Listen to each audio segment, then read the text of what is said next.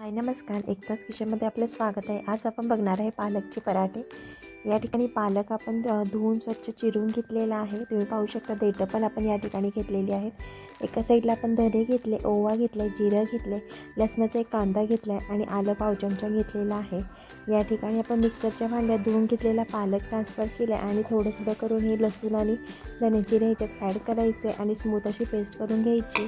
पालकचा ओलावा असल्यामुळे पेस्ट होते, नाही तर थोडंसं तुम्ही पाणी घालू शकता. या ठिकाणी पाहू शकता अशा प्रकारे पेस्ट झालेली आहे आपली.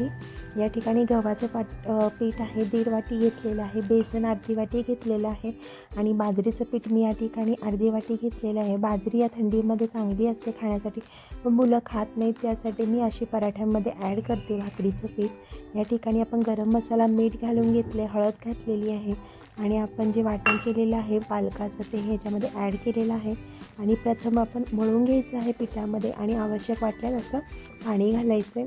तुम्ही पाहू शकता आपण पीठ मळून घेतलेलं आहे, 5 मिनिटं रेस्टला ठेवलेलं आणि त्यानंतर आपण लाटायला घेतलेलं आहे.